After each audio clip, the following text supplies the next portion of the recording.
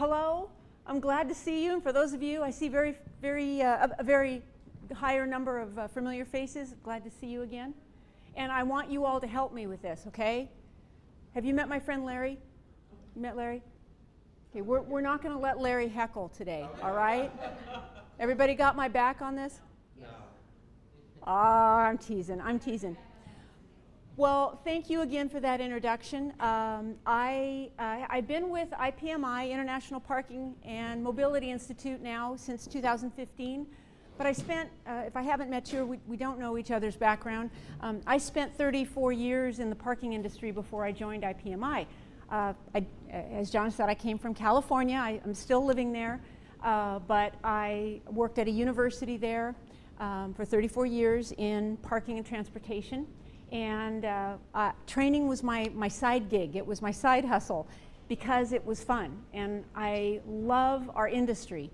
I really do. I respect what you do, whether you are a vendor, a consultant, municipality, university, airport. We have a hard job, and it certainly has gotten a little bit more difficult.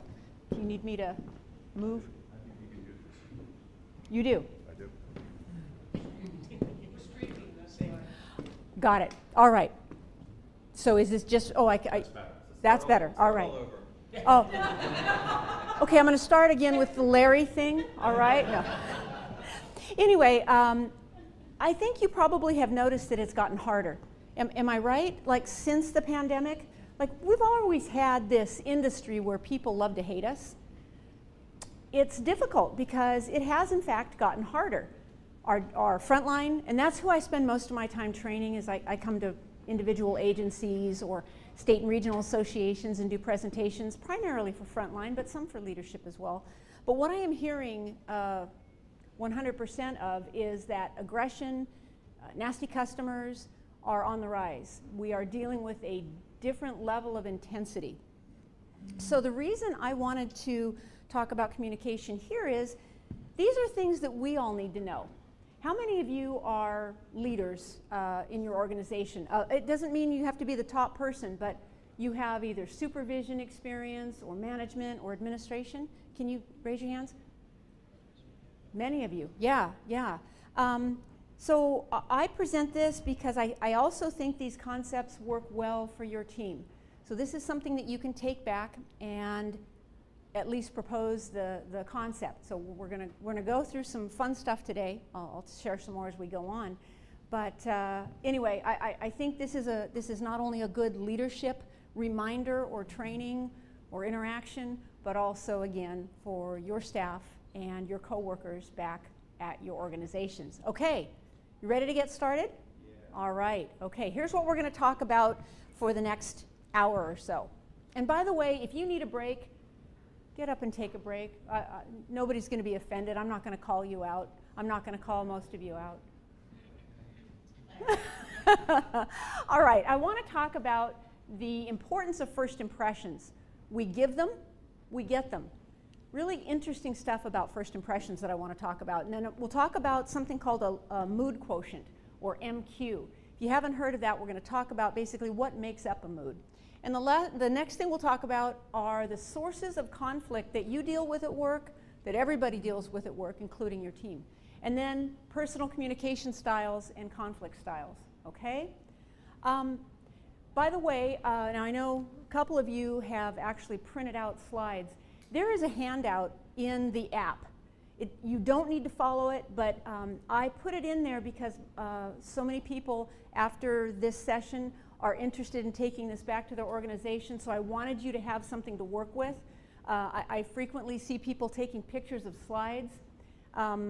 Feel free, you're welcome to do that, but I want you to know that there's also something to take home in your app, okay? All right, so let's first talk about first impressions. When I get into a session like this, or building a session like this, I like to do a lot of research, and I like to know the why behind what we're dealing with in our industry, okay? First impressions happen in every industry, and they happen with every human being. Our brain is like a great big filter. When we get a first impression of somebody, it's because of our filter. Think of your brain, and like the picture shows up here, your brain is like a filter. It's like a sieve. And we take in this information. We take in content, what the person is talking about. We take in their voice, their pace, pitch, modulation. We also take in their body language, their facial expressions, their hand gestures. And all of that we put into this hopper, this filter. And out of that comes a first impression. Okay?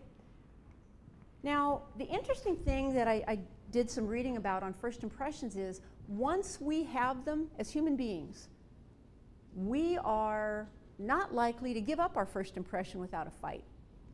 How many of you here think, I'm not going to condemn you, there's no setup here. How many of you think you're pretty good at sizing people up? Pretty good at it, yeah? I will raise my hand as well, just so you know. I pretty much know you from the time I see you, I think. You know how often I'm wrong? More often than not, because my first impression of you might have some faults. It may not be correct. It depends on the mood you were in that day, the topic that we're talking about, other things happening in my world, other things happening in your world. And so sometimes we have filtering errors when we meet people. Interesting fact, interesting statistic. Psychology Today actually wrote an article about this a few years back. Our first impression we hold so dearly and we hold to be so true about you that it takes literally 4 to 5 positive interactions. If we get off on the wrong foot and I don't like you, I don't trust you, I think you're going to do me harm, whatever it is. Now, we get those first impressions because it protects us. Like we're really pretty sophisticated, our brains are. And so it's that whole flight or fright kind of a thing, and that's what first impressions do to help us. But if we're wrong 4 to 5 positive times, I have to interact with you. Let's say, and what's your first name? Bill. Let's say I'm doing enforcement and I happen to issue Bill a citation. And Bill sees me and he hates me immediately, right? We have that problem in our industry. It's going to take 4 or 5 positive times before Bill even starts to think that maybe his first impression of me was wrong. Here's an example that I use. So Bill owns a store downtown, and there's not a lot of parking nearby, and he has a bookstore. So he has to unload all these new books into his store, and frequently there's no place to park. So I come along, and because it's a problem in this area and I have to enforce it, I do. And Bill cusses at me. Bill, I'm not making a judgment on you, I just, for the scenario. And Bill cusses at me and thinks, man, she must have a miserable life. Couldn't she get a real job? Like, what is wrong with these people? Do you know how much I pay in taxes and rent? And no, the city sends these people by. You know, she is just like pond scum. She's beneath pond scum. You have these impressions, or you hear these impressions. I see Bill the next time, and I've told him how to avoid a citation. He's not happy because I'm not honoring him as a shopkeeper. And we've all been through something like this. See him the next time, and I say good morning as Bill walks by, and he looks at me like, are you trying to rub it in my face? He doesn't respond. Again, he's holding on to that first impression. I see him another time, and I say good morning. He just looks at me and kind of rolls his eyes and keeps walking. And as he's walking, a $20 bill falls out of his pocket, and I see it. And I say, excuse me, sir. And he turns around and he looks at me, and Bill wants to know what my problem is, like, what am I going to do this time? I said, you dropped this, and I hand him the $20 bill. Do you know even that doesn't necessarily change Bill's impression of me? You can kind of relate to this. That's only 3 contacts right there. You can relate to this because there are people that you've had first impressions of that aren't good, and you hold on to that. And everything you take in from that point with that person, you're looking to confirm your first impression. Now, I'm talking about you and first impressions of others. What are people assuming about you? What was their first impression? When you think about your professional world, a lot of times people come into contact with us because something bad has happened in their world. They're not happy. Yeah, so you know what you're up against then, right? I've painted a rosy scenario now, right? So, as I say, we seek information that confirms our first impression. When I talk about the changing my mind, that's kind of our job. If you understand that people might have a bad first impression of you based on whatever that contact was, it's then your responsibility to try to make sure they understand who you really are. Now, sometimes we don't get that opportunity, but sometimes we do. 4 or more positive interactions to change that first impression. So how does this play into mood quotient? I told you already, our first impression is based on many things, and one of them is mood, my mood and your mood. What exactly is this mood quotient? Well, it's everything that's made up of a mood. The 5 elements of a mood quotient, and we all have them, and they are different all the time, day by day, even hour by hour sometimes, includes physical energy. How do you show up? What's your body doing? You can see when somebody walks in and they say, "Good morning," versus "morning." Entirely different. Now, you saw my facial expression, but you also saw my body change. People approach us this way, and that's part of what we sense in our first impression, and them of us. Facial expression. When somebody's mad at you and yelling, do you wipe all expression off your face and just deal with them because you have to? Or does your face look interested to hear? It doesn't mean giddy crazy, but do you at least look like you're paying attention, you're making appropriate eye contact, nodding when it's appropriate in the conversation? Oh, okay.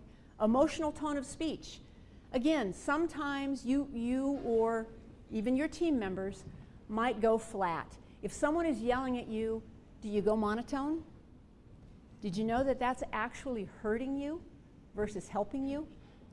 If you're yelling at me and I start to tell you what the rules are and why they exist, if I'm that person hearing it, I'm going to question your sincerity. I'm going to assume that you're just a robot, you're not a real human, and I'm really not going to treat you that well then. That's at least a potential. Vocabulary, where we talk about weak or powerful words. If I asked you today, you got some coffee this morning, right? Is that coffee? How was that coffee this morning? How's the coffee taste? It's good. It's good. Now, did you see how he said that? It wasn't like over the top. It was great! Because we'd question his sanity, and that's not about the coffee. That's just, that would be an overreaction. But he nodded, and he said, it's good. If you asked me and I took a sip of the coffee and I was going to have a low mood quotient, I might say, well, it was brown and warm. What more do you want? Now, you know people like that? When I give you that example? Yeah. Everybody has somebody in their world that is an Eeyore. Do you know what I mean by that? Well, I guess if it had to happen to anybody, it's going to happen to me. Oh. How does that make you feel when you run into people like that? Or you have to deal with people like that? Or you work with, for, or someone works for you that's that way? These guys know someone. You know some? Boy, that... Okay, this is getting personal, and I don't want to say anything. Keep it professional. Mark, this is an intervention, okay? All right. You might have the Lord on your side. But seriously, in your world, you meet people like this all the time. It's a low mood quotient. We don't know why. We don't necessarily know why. We can assume that it's because of what's happening right in front of us. It isn't always so. But if that's you, Mark, pay attention to that, because you are affecting other people. Now, sometimes people will do it with intention to affect other people, and you've also met them. I worked, and this is years ago, I worked with this one particular woman. She'd come in every morning. I started about an hour before she did, and I was working the front desk, taking in all the fun people that wanted to complain about parking or appeal or get their car out of impound. And she'd walk in every morning. You'd see her walking in like this. And I'd always say, "Good morning, Pauline," because it was a challenge now. What's so good about it? You know those folks, right? Or are those folks? But seriously, you've worked with people like that. And I made it my goal to try to get her to interact with me. What I realized was I wasn't going to change Pauline. The only thing that I could change was the way I looked at it. I avoided overtime for several years working university football games. It was great overtime, time and a half, easy stuff, pretty much easy stuff, you know, long hours but easy. Except when I was paired up with this, again, another co-worker. Her name, we'll say her name was Lana. It was Lana. And I didn't like working with Lana because it was hard. She was negative, she was nasty, and I went home feeling horrible. And I remember actually passing on overtime, money in my pocket, because I couldn't tolerate her mood until I realized I didn't need to take it on. I didn't need to let it affect me. And that's another part of what we're talking about today. Do you let others influence your mood based on their mood? Is your day made or broken based on somebody's mood? What about a customer? What about somebody that calls you and wants to complain to you about a service or your staff or whatever? Do you take that throughout your day? How about taking it home? Everybody has a life outside of work. It looks different for all of us. But if you're going home at the end of the day, stressed out, grumpy, and saying things like, you know what, don't even talk to me, I had a day. Oh, I'm sorry I'm so short with you, but I had a really bad day. Really? You've just now given the keys to the castle to somebody who you decided you were going to give that authority to ruin your day. If their orientation of focus is negative, recognize it. You don't need to call it out, but you say to yourself, oh, I see who you are, Eeyore. Okay, all right. And decide right then and there you're not going to let them affect you. Happens in our world every day. Any questions about mood quotient? All right. There are consequences to us displaying this low mood quotient, whether it's to our team members, our staff, folks that work with us, by us, whatever, as well as customers. The first is that your mood can make others feel negative just by being around you, just by being in your presence. Again, as I'm saying these things, you probably have faces come to mind.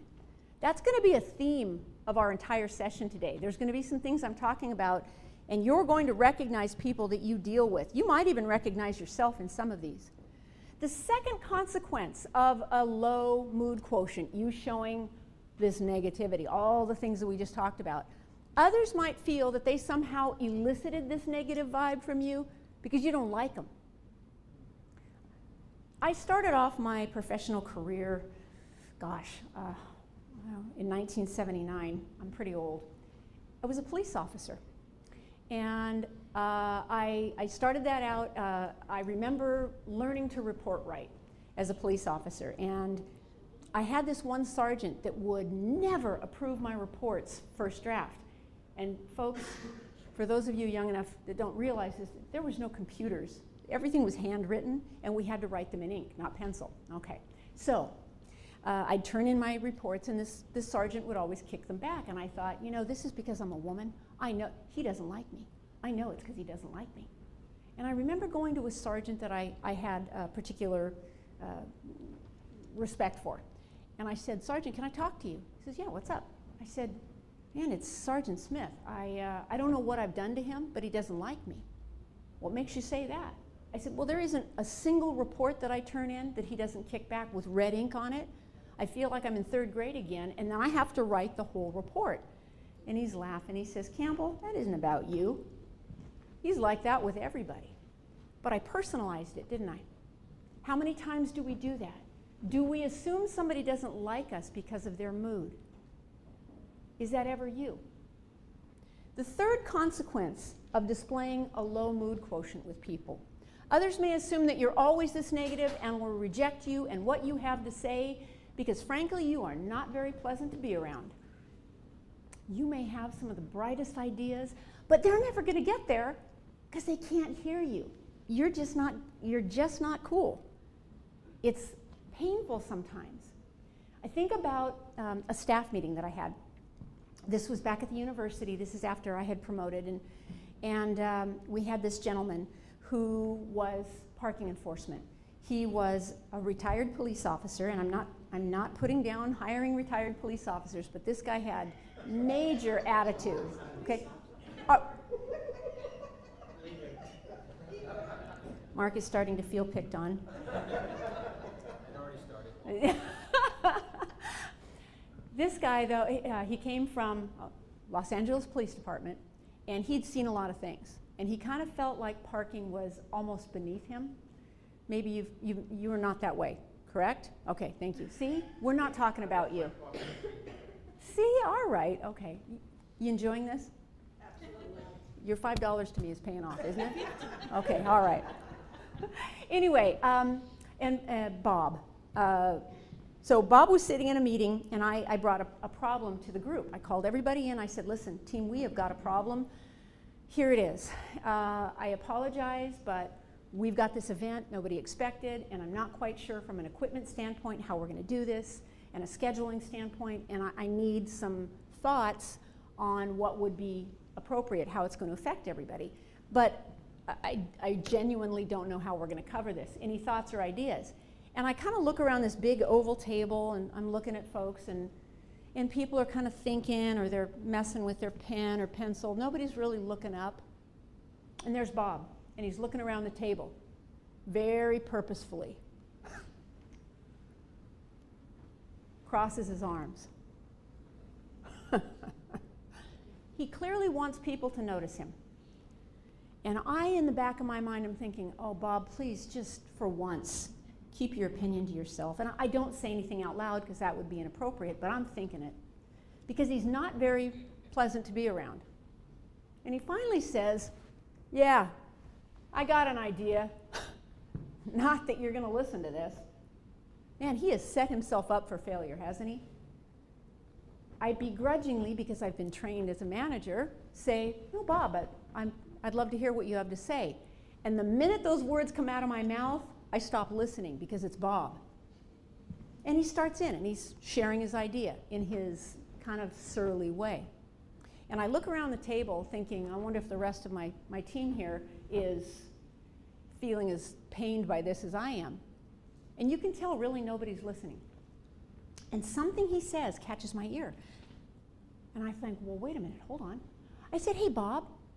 Yeah? I want to make sure I understand. And will you do me a favor? Will you start over? Now, that was my way of saying, hey, I wasn't listening to you. You know, you're usually not worth listening to, but something caught my ear. Okay, Bob says. And with full attitude, he launches into it again. He had a great idea. But it was hard to hear him because of his attitude. It gets in the way. I'm telling that story because I bet you've experienced something like that. You tune certain people out because of their attitude, and that's a mood quotient. They are displaying a low mood quotient. Don't get stuck in that. Again, you probably recognize that somewhere. But I bring all this up because we have conflict. Life is conflict. It's inevitable. It really is. Especially in our line of work, we're going to have conflict. But there isn't an industry out there that doesn't have conflict of some kind in the workplace. So let's talk about it. While it is normal, it doesn't necessarily feel normal. Little study again, University of Oklahoma. They did a study about managers and leaders and administrators. They estimate that managers spend a full quarter of their work hours, 25% of your working hours, you spend on resolving conflicts of some type. Sound about right? Sometimes they're conflicts from customers, sometimes they're conflicts within an organization, they're peer-to-peer, they're administration to leadership. It could be anywhere. But this definitely means that we're not going to perform our jobs as well or get as much done if we're spending 25% of our time on conflict. That's just a reality. So then what do we do about that? Let's first recognize what that conflict looks like, okay? There are 4 general sources of workplace conflict. What do they look like? They look like this. The people in the organization. And when I talk about people causing conflict, I really mean personalities, okay? Our personalities are different, every single one of us. You could be my directly related brother, sister, and we're still going to have different personalities because that's just who we are. When you go to a work site, you're dealing with as many different personalities as there are people within an organization. And those people are brimming with their values. I bring my values to an organization. Can I, again, show of hands? Everybody here has values. Do you think your values are pretty good? Yeah. Does anybody think they have bad values? I hope not. But you know what values really are? They're your opinions. So we have these people that have personalities, and they come into the job site with opinions. Already two pretty strong points of where we can have contention or conflict, right? And that's just within an organization, not even thinking about the customers. The third point of contention is the actual problems that we have to solve. Now, some people might look at it as a problem. Let's say John and I work together, and we look at a situation, and I look at this and I go, oh my gosh, man, this is a problem. I really am concerned about this. John looks at me and says, that's not a problem. No, we can fix that. No, here's how we do it. Our view, right? Our opinions are getting involved, and maybe our experience at time. But we don't all see the same things as problems. You ever question why somebody is making such a big stink about something, and you think, what is the problem? In their mind, with their opinion, their values, their personality, it's a problem. The last point of contention is the differences in how we solve the problems.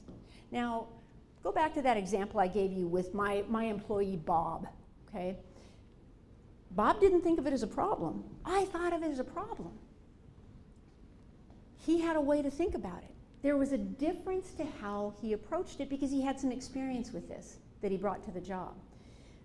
But I might look at it and say that same situation, you know, we've got this event and I'm worried about equipment and schedules, and I walk into the room and I say, hey team, just want to let you know, we've got some unexpected overtime this weekend, okay? But I have found a fair way to deal with this. I apologize in advance, but everybody here, you're going to be working on Saturday. Okay? Now, to keep it fair though, everybody on this half of the room, you're going to work Saturday morning. Everybody on this half of the room, Saturday afternoon. It's fair, it's equitable, and you're welcome. So I'll see you later. And I leave the room. What do you think is going to happen? Well, I can't work Saturday. My child has a birthday party. Or what about me? I want to work the whole day. I need the overtime. Difference of opinions, needs, experience. These are the things that when we talk about in a workplace that are the problems. When you marry that personality and opinion and perception of whether it's a problem or not, and approach to how we solve it, is it any wonder that we have some hard feelings sometimes at work? Yeah, it makes sense to me. So then my question to you is, how do you act in a conflict? I want you to look at that picture for a second. I'm not going to ask you a question about it now, but just take a look at it, kind of see what's happening in that picture. Okay. Here's what we're going to talk about. This is something called the color code. Jonna, I could use you, and if you wouldn't mind helping too, I'm going to, don't worry, I'm not making you an example. I'm going to have you pass out some papers, okay? No, nobody has to perform, I promise. So here's what we're going to do. You're going to get a piece of paper, and once everybody has this handout, thank you, just everybody gets one. Thank you. Once everybody has one, I will explain what we're going to do. But one of the things that I think I struggled with was, if I assume that you're going to see everything the way I do, my bad. What if I could more easily recognize our difference in styles? If we have a conflict and my ultimate goal is to get you to hear me or to get us on the same page, wouldn't it serve me better to understand your style, speak to you in the way that you will be able to properly hear me? And vice versa. Shouldn't I be open to hearing you as well? Now, you probably, throughout life, how many here have ever taken like Myers-Briggs? Yeah, you're familiar with Myers-Briggs. Lots of people do Myers-Briggs. I find, by the way, all of them, all of the types of personality profiling, I think are really interesting. I'm not putting any of them down. There's, you know, some that are related to animal types. Are you more of a lion or a lamb? And I think they're all very interesting. Some are cute, some are really helpful. But I came across this one. I did not invent this. This is called the color code. And what I found with the color code and trying to figure out our styles in conflict and our styles in communication, I found this to be so accessible. I've been doing color code now for about 15 years. And what I'll tell you is, when you leave here today, you're going to have a pretty good understanding, and you can already start to identify people in your life, coworkers, kids, significant others, and what color they probably are, and then you might understand where you have a conflict or how you might be able to better approach them. So everybody's got the paper now, right? I'm going to show something on the screen. Now there's a stack of pens either in the center of your table or on the side. You're going to be on this side of the sheet, the one that's on the screen. Now this is an example. Don't circle what I've circled, but I want to explain what we're doing here. This is a very, very basic version of an assessment, okay? And you're not turning this in. You don't have to share this with anybody outside of this room, but here's what we do. Let's assume for a minute that I walk up to you, unsolicited, but we know each other, and I hand you money, and it's a lot of money. And I say, I want to give you this as a gift, but I have some stipulations on it. I need you to go buy a big screen TV for yourself. That's what you can use the money for, okay? That's a lot of money. You can get yourself a really good TV, okay? The only thing I ask is, whatever you don't spend on it, you got to give back to me. So, honestly, spend as much of it as you want. Spend all of it if you want. But you can't basically go buy a $10 TV at a garage sale and pocket the rest. So that's the thing. So you walk into Costco, Best Buy, some big store, and right at the entrance, there it is. There is this beautiful TV. Okay? Imagine you're going to buy that. Are you more the type that walks in and says, oh, look at that. Man, that's a Sony. That's exactly what I wanted. Sold. Would put that on a pallet. Let's go. Are you that person? Or are you more the style that will say, oh, look at that, beautiful. Man, that's the one I was dreaming about. Okay, what is it? It's a Sony model DFR3. Okay, I am going to go home. I'm going to do a little research, and if it's as good as it appears to be, I'm going to come back and I'm going to buy it. Also make sure that this is the best price for it. Okay, now maybe you're somewhere in between, but what I'm asking is, which way are you? Are you more the wait and see, the research person, or I'm going to make a decision and we're going to go with it? Okay? So if you were prepared to make a decision, if you were looking at this quiz there, if you're prepared to make a decision today, it's that, put it on the pallet, let's take it, you would circle the red, yellow boxes, both together. Okay? If you would wait a little, do some research, go back and get it if it's a good deal, you would circle the blue, white. Next question. Would you want to know all the details before, or just the bottom line?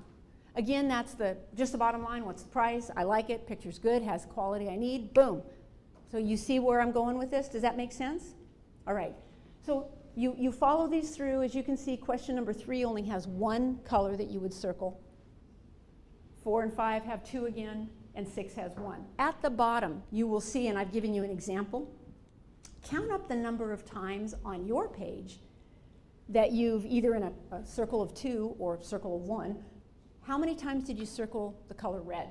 How many times blue, yellow, white? Make sense? Add those up at the bottom. And if anybody comes up with a tie between 2 numbers, raise your hand, let me come over and see you, okay?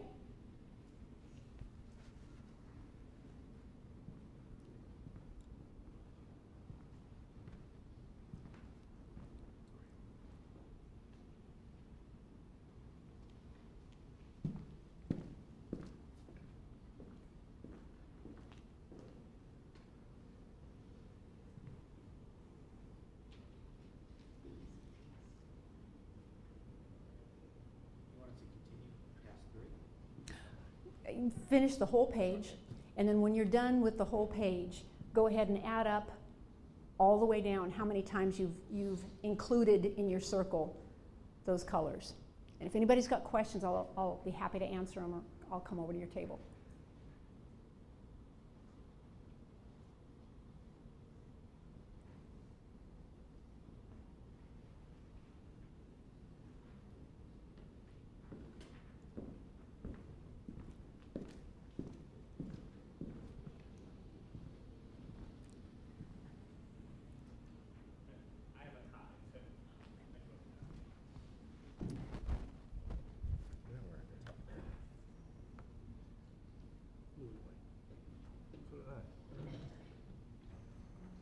That's good. Yeah, it's going to be two of us the exact same style. Let me ask you a question. That's real similar. When you're in a work situation that you feel might not be fair, are you more apt to sit back and watch and see what happens, or to step in and say, even respectfully, I'm going to suggest that this isn't fair, in whatever words you use? The latter? I would step in. Okay. You're going to be blue today. Okay. But you're going to hear yourself in the white as well. You have a tie as well? Yes. Did you hear the question? No, I didn't. So if you Then you're have- white. You pay attention. I was peeking. So. If I'm you- gonna listen because I have Okay, ties. okay, if you have a, is it blue and white? No. Okay. Red, white, yellow. You got Listen, three? wait your turn, okay? Yes. Okay, Special. so think about a conflict at work. Are you more apt to speak up right away and say, let me tell you, let me tell you what the facts are. I have the data on this. Okay, that's one. Stand up and say, in whatever words again that you would say, this isn't fair. I really think we need to relook at this. Let's meet on it. You might sit back and say, I don't feel it's fair. I don't feel it's right, but I'm going to wait and see what the discussion brings. Okay. Or Speak up. yeah, you would speak up Yeah, if something's not fair. right away. Yeah. Okay. Yeah. So what's your numbers on? Maybe I didn't Everything add- but blue maybe I is didn't tied. add right. Okay, so I'm going to say red for today, but again, So if on the letter, I would be blue because that's what you yes, said too. correct, correct. You okay on? Yeah. I'm good. Yeah. Anybody else really close or have a lot of ties? Yeah. Okay. I'm going to see if so we've had a lot of questions already. A lot of you have a tie between blue and white.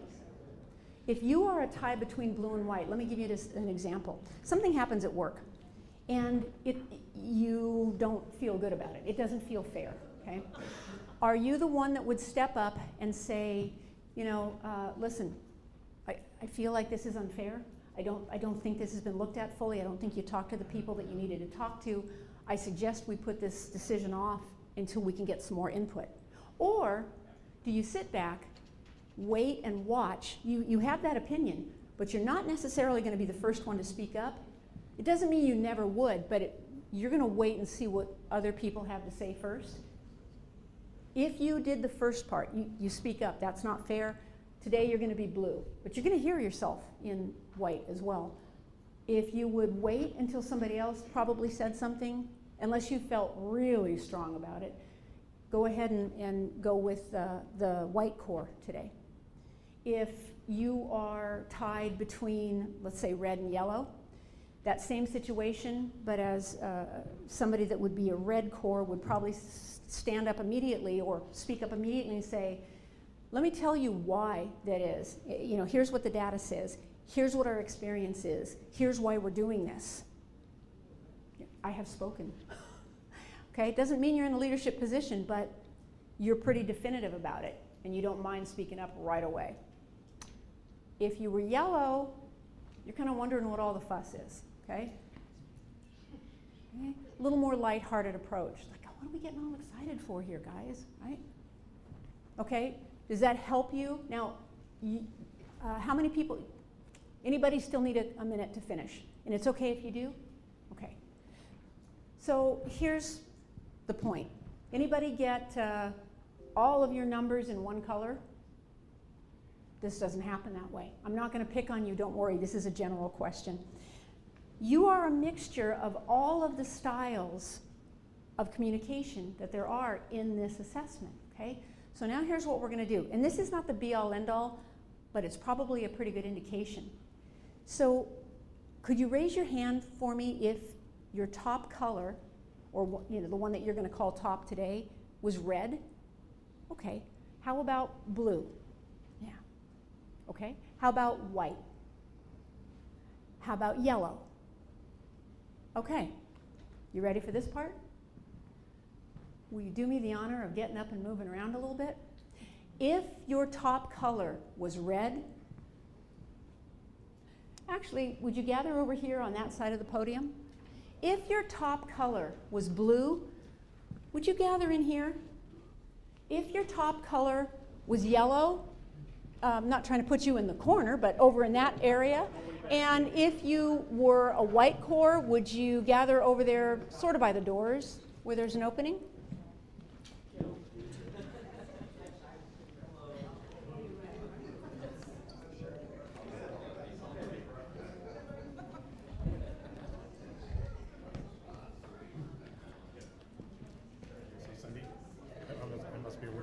You're not a weirdo. Three different, like 3 threes. So I wasn't sure where I should stand. I'm looking at a couple of the answers.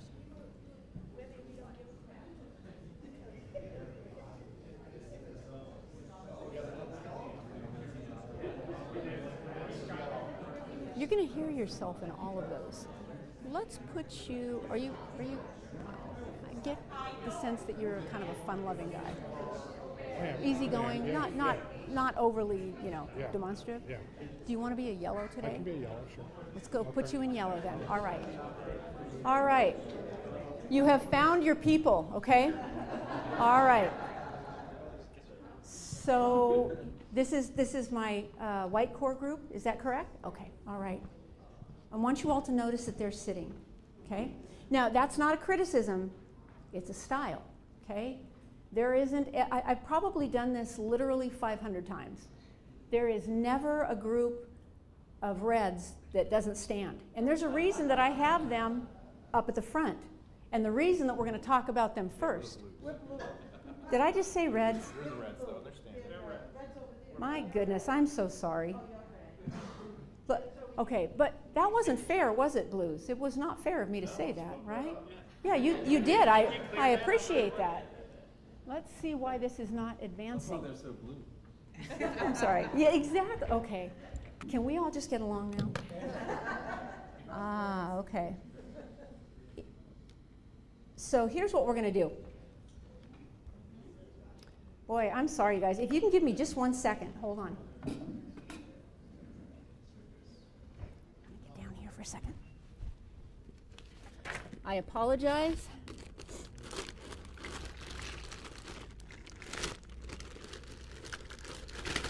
My bag of tricks. Yeah, backup power, exactly. All right. Anybody see something that I can plug into? Oh dear. Okay, it's okay. Yeah. See the orange thing? Here it is. We'll do this right here.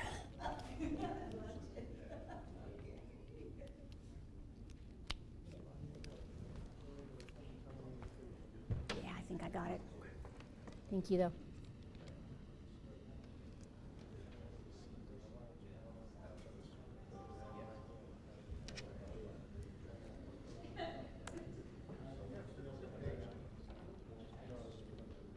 That's really interesting. Well, I'm going to do this from up here for right now. I'm going to do this from up here. All right, so we all know now what colors we think we are. And I am going to start with reds and blues. I do apologize. I didn't mean to not honor you, but I am going to start with reds. And again, reds, there's a reason, again, that reds and blues are up front. And we're going to get to more of the reds and blues, reds versus blues, and this isn't going to be a competition. I want to make sure that everybody knows right from the beginning, there is no one color that is best. Now you may think it is in your group, and you know you can high five each other, but okay. Here's what I want to talk about, and this is part of the handout that's on the app too, so that you have these descriptions. As I go through this description of what is at the core motivation for communication of a red, think about people you know. okay? You're going to hear probably somebody in each one of these.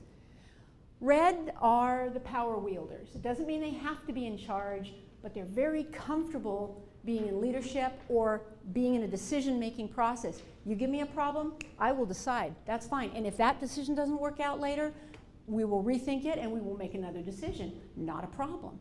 Now, remember, even for our red group, not all of your numbers were within red. Is that correct? Okay. Can you all see the screen? Okay. All right. What motivates and drives a red is the ability to move from point A to point B and to get things done. They bring great gifts of vision and leadership and are generally responsible, decisive, proactive, and assertive. Well, there are some other things about reds you need to know. They have needs, okay? They need to look good technically. That's the whole data. I've done my research, you know, that kind of thing. They need to be right. They need to be respected. And they need to attain approval from a select few. They don't really spend a lot of time worrying that the whole room likes them. As long as the people that they have respect for are appreciative of them and listen to them, then things are good. So far, okay? Okay. That hurt? Okay, so you need to be over with the blues. Okay? No blue, don't worry, don't worry. They also want to hide their insecurities rather tightly. They don't want to show you their vulnerable side. It's okay, there's nothing wrong with any of this. They want to be productive, they want to get things done, they want you to be productive and don't necessarily understand when you cannot be. They like to be in leadership positions and they like to experience challenging adventure, right? Not always a thrill seeker, but you like to do new things. It's fun, it's powerful. Other things about reds. They have some natural strengths that we need to pay attention to. And again, think about people you work with or even people that you're related to or have in your life. They are decisive, assertive, action-oriented, task-dominant, determined, responsible, disciplined, confident. They have good leadership and they like to be leaders, and they're proactive. They like to get on top of things, want to get ahead of the problem. Sound familiar? They also have some natural limitations. These are some challenges for reds. And by the way, every single color has these, okay? Natural limitations, they can be selfish. They can be insensitive, arrogant, always right, impatient, bossy, aggressive, argumentative, demanding, and obsessive. Now, let me, okay, it's okay. All right, I got you. Here's the thing. Reds, is this fair to say not all of these strengths are yours, and equally, not all of these limitations are you? We know ourselves well enough to know. But are we also saying that maybe some of those do match pretty well? I'm not going to ask anybody in the group which are which, okay? But that's fair. All right, good. And hang with me while we go through the rest of the colors here too.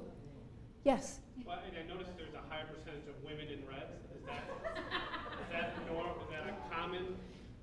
No.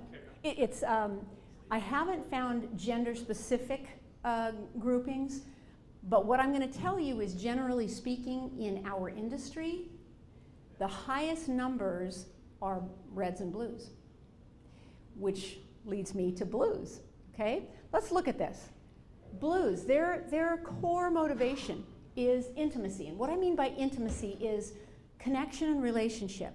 It doesn't mean, you know, something beyond that. It just means that they like to have those ties. They want to get to know you. They want to understand who you are and what you're about, what you bring to the table, not as a show of strength, but just to understand where you're coming from. They are the do-gooders. Now, that is not a put-down. What motivates and drives a blue is intimacy, as I described. Connecting, creating quality relationships, and having purpose. They bring great gifts of quality and service and are generally loyal, sincere, and thoughtful.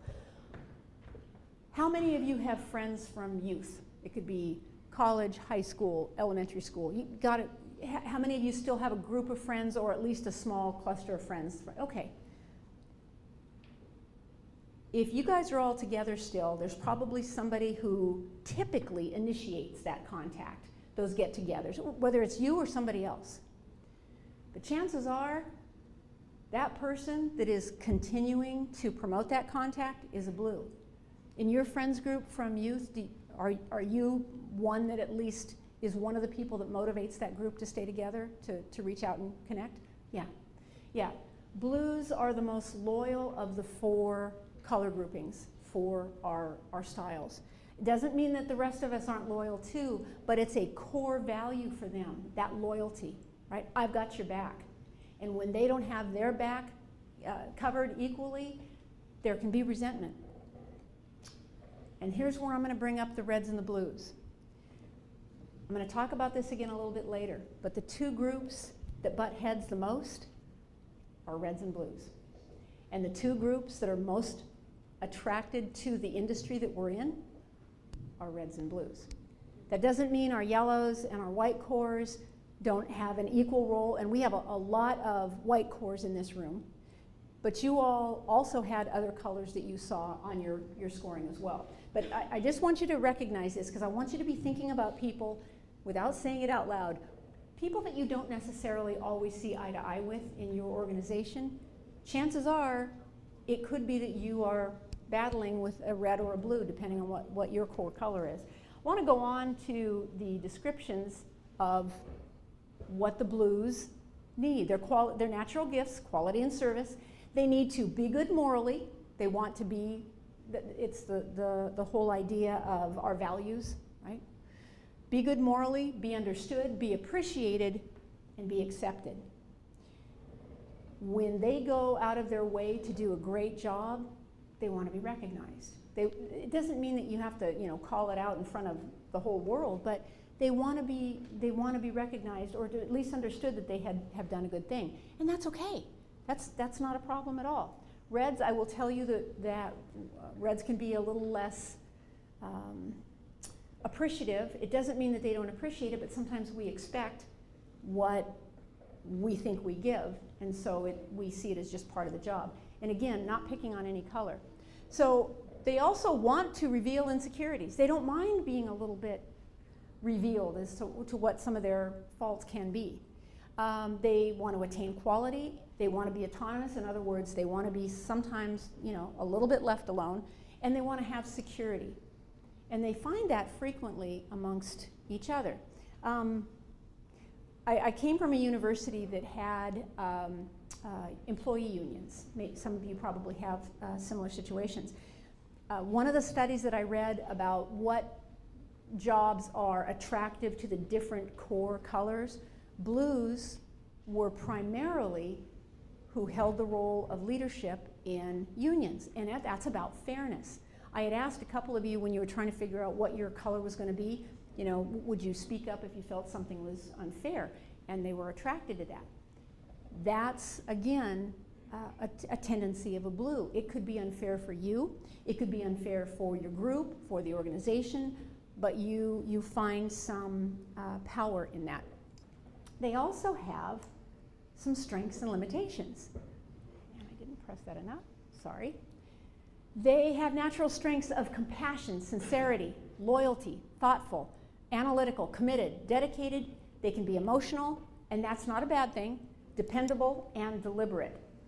Challenges also.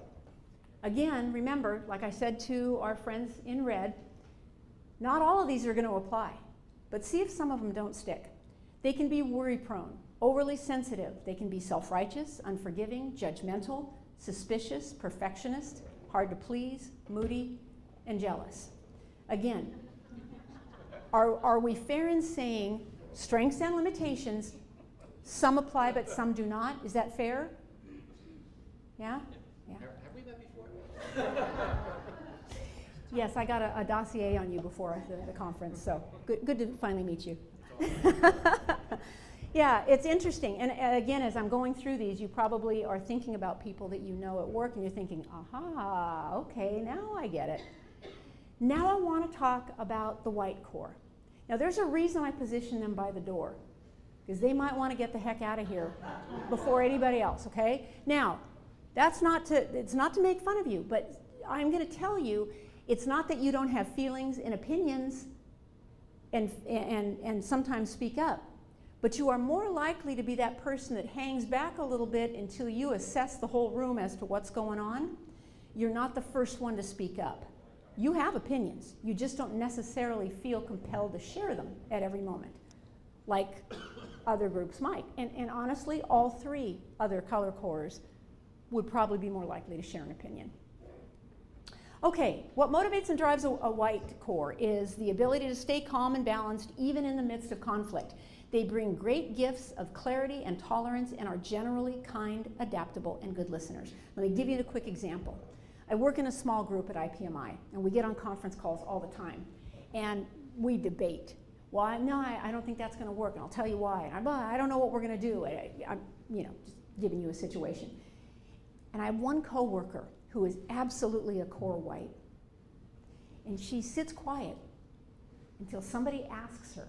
And here's the key. If you are facilitating a discussion, pay attention to who's not speaking up. It might not be that they don't have anything to share or they're apathetic. It might be that they just don't necessarily feel motivated or comfortable being the first one to say, well, let me tell you what I think. And I remember turning on the phone call, on a Zoom, and saying to my coworker, hey, I know you've got some experience in this. I'd love to hear your thoughts. What do you think? And I did it gently, because if I had said it, as I might say to a red, by the way, I notice you haven't said anything. Go, what do you think? If I say that to somebody of a true red core, they'll go, yeah, I'll tell you. Here we go. If I am abrupt and kind of aggressive in style with somebody who is a white core tendency, yeah, no, I'm good, pass, okay? It doesn't mean they're timid. It just means, again, they don't need to get in everybody's face. And in this example that I just gave you, she had a great idea. She knew exactly what we should do. We just needed to ask. You've got people like that on your team that don't speak up. Don't assume it's apathy that keeps them from speaking. Sometimes it's just not their style. Not everybody has the same way of speaking up. Now, whites have a need to feel good inside. They want to be allowed their own space. Again, sounds a little bit similar to the blue core, right? And some of you had high numbers in blue and in white. They want to be respected and they want to be tolerated. Sometimes things feel too aggressive, too in your face, and it's not comfortable for them to share. Do not overlook somebody of a white core with an opinion. They've got it. They just, again, might not feel compelled to share it where others of us would. We also have some tendencies or things that we want. A white core wants to withhold insecurities. They don't want to share those.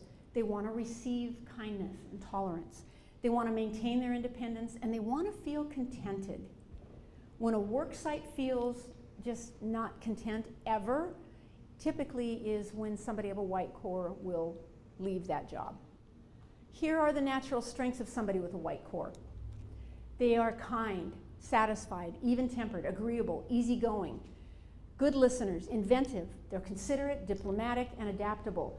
They have their challenges as well. Natural limitations is they can be timid, indecisive, unmotivated, silently stubborn, lazy, avoid conflict, self-deprecating, indifferent, ambivalent, uninvolved. My friends of the white core, is it fair again, like with everybody else? Some of those strengths sound right while others don't, same as limitations. Not all of those things describe you. Fair enough? Yeah? Okay. I'm a little timid to speak up. Oh, how high, just of curiosity, how high was your score in yellow? It was actually 0. 0. I would give you the full exam, which is about 37 questions, because I bet you have some yellow in you. And I'm going to tell you why I say that. Because yellow, which is always the smallest group in the room of any within our industry, not every industry's yellow group is small, but ours tends to be. They are the fun lovers. Their core motivation is fun.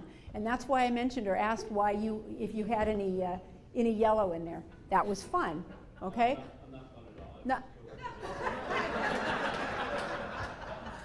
all. Okay, do you remember what I said? Actually, I'm going to see if I can get this thing to work again. I apologize.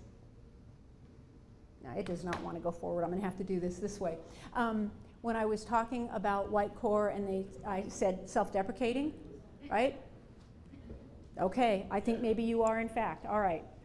So let's talk about our friends, the yellows. What do you think up there? They are the fun lovers. What motivates and drives a yellow core is the joy of living in the moment. They bring great gifts of enthusiasm and optimism and are generally charismatic, spontaneous, and sociable. Sound pretty good? Okay. A typical yellow response, okay? I love it. That's perfect. Let's talk about your... Somebody check his cup, okay? They have needs. They need to look good socially, okay? Where professionally, reds need to look good, right? They need to be noticed. They need to be praised. They need to receive approval from the masses. Reds needed to receive approval from a select few. Again, there's no right or wrong here. How many of you were maybe not voted, but also were a bit of a class clown in your youth? Yeah, fair to say? Yeah? A little more now. Well, good. Good, good. That's wonderful. They also want to hide their insecurities, but loosely. They're not super concerned about it. They want to achieve happiness, be free, and enjoy playful adventure. Yellows, you have some strengths, some natural strengths, and they are: you can be fun-loving, playful, carefree, enthusiastic, optimistic, trusting, spontaneous, happy, charismatic, and sociable. Fair enough? Yeah. Here are some of your limitations. You can be uncommitted, self-centered, disorganized, impulsive, undisciplined, vain, afraid to face facts. I'm blocking this, I apologize. Inconsistent, unfocused, and interrupters. Fair, okay, again, fair enough. Not all of them apply. Some of them do. Yeah? Yeah? So let me ask you this, as we've been going around this, have you been picturing people either back at work or home, and you're going, oh yeah, okay, now I know. Oh yeah, that's who that person is. Yeah. That's how accessible, how easy this color core thing is. If you would, first of all, thank you for being willing to get up and go stand in a corner with your people, okay? You can go ahead and go back to your tables. I want to talk a little bit more about this once you're seated again. I actually feel like I'm a purple. A purple, yeah. A little bit of blue, a little bit of red. And actually, we're going to talk about that. Will you hand me that handout right there? That one. Yeah, thank you. Thank you. Yeah, thank you. So this is a slide with a lot of words, and I'm not going to do the reading that I just did with the other slides. But on the other side of the handout that you got to take this little short quiz, a couple of things I want to point out.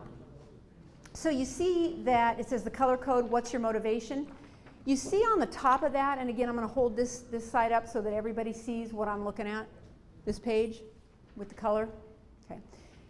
You see that there is uncomplimentary opposites between red and blue. That's one of the reasons that we have so many rubs with people. If you're a red or a blue, chances are the people that you're not getting along with are the opposite. They're either red or blue. That doesn't mean that it's always that way.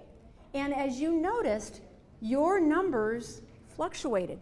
Like you mentioned, you think you're purple. Yeah.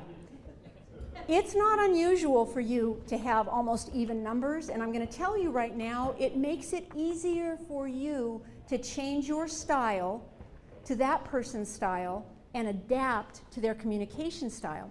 Why is that important? I'll choose red for a minute. Let's say I'm a red, and I have somebody on my team who is a very clear white core person. And if I approach them like I did in that example, what's your thought on this? Like, that's really abrupt. So I'm going to approach it like I did with my example of my coworker, and I said, you know, I noticed you hadn't said anything, but I do know that you've got some thoughts on this and some experience. I'd love to hear what you have to say. That's more of an approach with somebody of a white core. Let's say we're approaching somebody of a blue core, and we don't happen to be blue, right? And I might say, listen, in all fairness, and I'm not trying to be cagey when I use the word fairness, but in all fairness, I think you might have some thoughts that would be great for the group to hear, and I would love to know what you're going to say. Now, that doesn't necessarily sound all that different than what I've said to somebody of a white core, and yet it's just slightly different. Somebody of a yellow core, I might do nothing more than change my voice and to say, hey, I know you were listening to this. What do you think? Now, all I did was slightly smile. I had somebody that worked for me that was a yellow core. He did enforcement. And Evan was absolutely yellow, yellow, yellow. And any time I had something new, instead of saying to him, hey, I'm changing your duties, or you need to go out and do a survey, I would say, want to do something fun today? Yeah, I'm in. He wouldn't even care what it was. And I'd say, cool, we're going to go out and do this. Let me tell you why. And oh, okay, yeah, make it your own, you know. Get it back to me by the end of the day, but, you know, you can accomplish this however you want. Make it sound cool or fun. Again, some people have said, well, this sounds like a little manipulative. It's really not. I'm just trying to make sure you hear my message. I might say to somebody of a red core, hey, I've been looking at some of the statistics, and I see that we're, you know, our capacity is really low over there. What have you seen? You have any data on this? You have thoughts on this? Yeah, I've got thoughts on this. You might be a little more successful in approaching them in a direct style, a respectful style, a direct style, but they appreciate facts and figures, Reds do. Now, on the screen and in the app, you have this handout. It says, for best relationships with each color, things that you must do. This is about respect. This is about directing your communication to them in a way that they can best hear you. Let's say we spoke different languages. How much are you going to get out of this if I don't speak your language and you've never studied my language? Probably very little. It's going to be spotty. Think of styles as much the same way. Doesn't it serve you and the person you're communicating with better if you can speak their language? Deliver a message in the way that they can best hear you. That's why I think this color code is so brilliant. Now, you'll notice also on the handout, there is, at the bottom of this page, you see it says copy 2021 colorcode.com. If you go to the website, there is a free, longer version of this quiz. They're going to ask you for your email address, right? And they will spam you if you don't unsubscribe. But I find it, you can unsubscribe right away. It's not a problem. They have a paid version, it's like $39.95, and a free version. Free is perfectly good. It will give you your true core color. And the other thing that it will do, it shows you a pie chart, but because it's free, they only show you your top core. But you can see the segments, and you're probably going to guess what those other segments are. I'm not very yellow, or I know I'm not very white cored, or whatever. You'll kind of know. Hey, you know, knock yourself out. You want to spend $40 and see the whole pie? You go right ahead. I have done that. So I want to go back to the complementary and uncomplimentary, again on this handout at the top of that page. See where you have complementary similarities between blue and white, and a lot of you had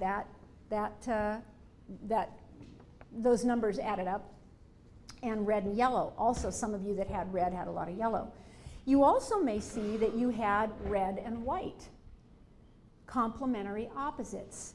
You might have grown up in a household that encouraged that. And by the way, we've been learning who we are since we were little. Whoever your influences were. It could have been parents, grandparents, other family members. It could be siblings. It could be teachers. It could be friends. But you've been learning your personality style, that part of who you are, since you were little. So you've been learning how to do this since you were young. It's not really a surprise that we're going to have people that are different than us. The comfortable opposites are yellow and white. If you look at that chart and you think about the people within your office, you can kind of see why sometimes there may be problems with certain people and not with others, even though you might be very different from them. There's additional text for you to see on the lower scale there. It says how personality types interact, and it gives you some descriptors there. But again, this is something that is super accessible. The list that you see on the screen, as I said, is of the things that you must do, what's on the screen now, also in the handout, things you must not do if you want to get along with these folks. Let me back up for a second. You all, some of you have known me for a while, and others of you met me today. Just based on my style, what color do you think I am? Anybody have a different thought than blue? I'm not saying it's wrong. Did you say black? Is that all colors combined? Yes. White. I love this. This is exactly what you want. I've now heard all 4 colors. All that means is, I hope I'm figuring out how to adapt my style to be more accessible to who I'm talking to, and that's all of you. So earlier in my career, well, actually later in my career, when I was still with the university, I had risen to the rank of Associate Director for University Police. I had all of the things in the organization that didn't carry a gun, okay? I had 911 dispatch and events and parking and planning and alternative transportation, some other programs, crime prevention I even had in that grouping. And I learned how to do what I do because I liked to be flexible. I liked to have new, challenging adventure. I was a red, followed very closely by 1 point, a yellow. Since I've started with IPMI and I left the university, I'm now a yellow-red. I score 0 in white, and I score almost 0 in blue. That's not good, by the way. I'm not bragging about that. I'm saying that becomes a challenge. So when the first color I hear yelled out is blue, I think, yes, good. Maybe I've adapted a little bit. Here's the thing. The majority of our industry, and this doesn't say specifically to your agency, the majority of our industry's folks who are frontline are blue. I was a red. I had a team of blue. What have I already said about what reds and blues do? Give you an example. So again, meeting with my team, because I felt that was important. And I was very much that leader that would say, speak up, you know, but you haven't spoken up yet, I'd like to hear from you. Very red thing to do, right? Pointing, directing, but I felt I was being inclusive, right? High five myself, okay? So one day, and so I wasn't, well, I shouldn't say that. I was gonna say I wasn't feared, but I don't know that for sure. I don't think I was scary, but I could be intimidating, I had been told. So one day I'm sitting in this group, and it's all of our enforcement staff, and I'm talking to them about our parking permit order for the year. And they're kind of looking at the styles, the designs that had been created, and I'm having them look at them, and one young man, fairly new, actually he hadn't been there more than about, I guess, 6 or 7 months, and he said, you know, can I ask a question about the design of these permits? I said, yeah, shoot.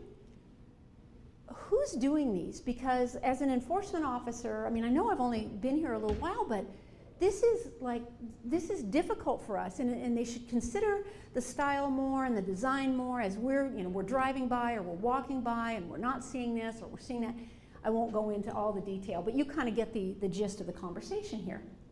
Now I notice that those of the people around the table that know I used to be an enforcement officer and I'm the one that designed these permits, they're starting to squirm. They're like, oh man, here it comes, right? Nobody says that, but you can just see it, and I see a couple of heads go down like that and kind of do the shake like, oh, he's toast. And I see this and I think, okay, rein it in, rein it in. I said, tell me something, David. Do you know how long I've been at this institution? No, I know you've been here a long time, he said. I said, I actually started out as an enforcement officer doing the job that you do now. I designed those permits, and I designed them with you in mind. And let me give you some facts about that. We design it this way because, and I go into my reg spiel, and I tell him the whys and the data and everything about that. Oh, I said, does that make sense? You follow that? Yeah, yeah. Can I ask another question? I said, yeah, sure, go ahead. I'm feeling pretty smug at that point, to be very honest, if I reveal myself. Yeah, what's the question? He goes, so you were enforcement? I said, I was. How long ago was that? Yeah, I said, I didn't take offense to it, but I thought, okay, I see where you're going here, Skippy, all right. That was, gosh, I said, 14 years ago. Oh, he said, wow. You think anything's changed in that amount of time? What color do you think he was? Red. He was blue. He was blue. Now, that doesn't mean that blues are snarky. He was young, and here's the problem with it. He had a really valid point. Think of how our industry changes and how quickly our industry changes. All the time, right? Did you change the sticker? Yes, I did. Good question. Yeah, I swallowed my pride. My data was old, and I realized that I needed to think again about what was happening. They were having a lot of problems with duplication and forgery, and I was old technology, right? Re-up my order. Here's this year's designs. So anyway, again, I'm not going to go over all those. I just want you to know you have them. This is also on the handout, and it's also online. Remember I asked you to look at this picture earlier? Here's my question to you. What color core would you guess this gentleman is? White. Do you see how, gentleman, was that a yellow that just said that? No? Okay. Oh, okay. So there is a man sitting down, averting his eyes. Yeah. Do you see how easy it was and how quickly you came up with that, folks? This is why I present the color code. I'm not saying it's life-changing, but it can be. If you are not connecting with certain people that you need to connect with, figure out what you are. What color core are you? And then try to figure out what they are. Now here's the interesting thing. You may be wrong, but it doesn't hurt. I may assess you as a red, and I start to speak to you in ways that I think a red needs to be, approached, and it's not working. And I suddenly hear words about fairness or equity or, slowing down this decision, making other, and I start to go, okay, wait, blue. Now, there could be red in there as well, but I'm going to try and change it up a little bit. This is not manipulative. This is communication. If we get in our minds that this is manipulative, it's going to hold us back. But yes, that was that easy. Yeah, we know that he is a white core. It's funny, I was going to share a picture that I took in an airport. I'm going to confess something. My hobby is taking surreptitious pictures of other people, pretending I'm taking selfies or other things. I know, I should probably be in prison for it, but I don't do anything inappropriate, but I love weirdness, and I find so much of it in airports. If you're not already friends with me on Facebook, join and you'll see some pictures. I can't post them all, but I post a lot of them. Okay, so I mention this because we need to figure other people out. Here's the key, and it's on this page right here. We each have a preferred style. We have a core color. Again, if you want to take that free version online, a little more in depth, it may come out the same as what you've got with this really quick one that I gave today. But figure out what color core you are so you know where your tendencies are, your strengths, your limitations, and how to approach other people. We need to be able to switch styles based on the situation, based on who we're talking to. Be aware of the core style you tend towards so that then you understand the possible advantages and pitfalls of your preferred style. Understand that none of us are too old to learn a new style or learn to adapt. It doesn't mean we're going to change at our core, but we can figure out different ways to approach people and then recognize when using another style may be appropriate. Here's a question for all of you, and we're getting close to wrapping up, I promise. Anybody have an idea, so when we talk about conflict, when can conflict actually be a good thing at work? When it's resolved, yeah. Well, what does conflict bring us sometimes? Questions, answers, new ideas, what? Opportunities. Sometimes, yeah, change. Folks, without conflict, change never happens. If we think everything is going well, and we just keep riding that boat with our blinders on, we might never change that permit order, right? What is your, and you don't need to say this out loud, but what is your example of a parking permit order? The story that I told you? Is there something within your organization that you haven't looked at, so you assume it's all well? A lot of organizations do customer satisfaction surveys, and let's face it, in parking and transportation, people love to complain. But sometimes in those complaints, sometimes in that conflict, we find out things that help us, that make us better, that improve us as a team, as a service. So conflict actually can be good. And I don't mean nasty conflict, but sometimes that happens. And sometimes if you know how to approach that person in a way that brings the conflict style down, in other words, you're approaching them as what you perceive their color might be, it can be helpful. So I want to bring these up. I'm going to put all of them up here really quickly. To successfully communicate, here's what you need to know, and here's what I'd like you to take back to your teams as well. We need to accept that there are opposing views. Within our own friends groups, there are opposing views. Acknowledge differences of opinion. That doesn't mean agree with them. Practice active listening, and you'll notice I have that bold. Active listening, I talk about on a lot of my frontline training. It means setting aside all assumptions. It means not jumping to conclusions, not filling your head with other things. Do you remember my discussion about Bob, and I didn't like his style, so I tuned him out? I was not active listening. Active listening is the key to our success, especially in communication. And understand that others are just not going to see the world the way we see it. So as we wrap up today, I want to talk about becoming your very best. And I'm going to give you 3 different things about this. First of all, this is a saying by Winston Churchill. He said, the difference between management and leadership is communication. Amen to that. We can all manage, but do we lead? Do we inspire? Not everybody is inspired by the same thing, the same message, the same voice. Are you changing it up? Do you mentor in a way that is helpful to the mentee? Here's the challenges that I offer you today as we wrap up. Okay? The first one is about personal responsibility and being charactered. I have it written on the screen here. Charactered people take responsibility for their own actions, attitudes, moods, which we talked about, and behaviors. If you cannot be charactered enough to take responsibility for your strengths and limitations, you probably should not be in a leadership role.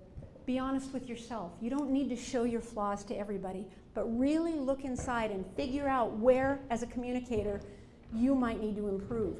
And if you have a bad mood and you're taking it with you to work and you're apologizing to people or saying, hey, no, I'm sorry, I'm just in a bad mood today, we're all entitled to have our moods occasionally. But if other people are walking around the office and saying, hey, have you seen Cindy today? Yeah, I was going to ask for a vacation. What kind of a mood is she in? You're the problem, okay? Pay attention to your moods, especially at work. We should be good poker players when it comes to our work. Well, there we go. Sorry about that. Number 2 challenge that I have for you today as you leave here. We must be willing to risk personal discomfort if we truly intend to adjust our attitudes and behaviors. In other words, until they become natural for us. You know this. To start a new behavior, it takes a lot of repetition. You think about like diets or food plans. Until you can get into the swing of things, it's hard, so you have to practice a lot. The same thing happens with communication styles. If it's not natural for you to not give your opinion first, it's going to be a little bit painful. Personal discomfort is what I'm talking about there. And the last, to become your best, you have to trust. Trust is vital to the positive human experience, but you have to remember this. You must first extend trust if you want to receive it. And I am talking about work, but this also applies in our personal lives. It doesn't mean you have to like be completely vulnerable to people to give them trust. But if you're having a relationship with somebody at work, a work relationship that isn't very trustful, extend that olive branch first. Show them even small amounts of trust if you want to try and build that relationship. You've got to be the one to take that first step, and it is so worth it. If you've been in any of my other trainings, you might have heard me tell stories about how flawed I've been. We all are. I just happen to lay it all out because I'm a red yellow. I like powerful fun. But I will tell you, I had to learn how to trust people that I just did not naturally trust. And it pays off in spades.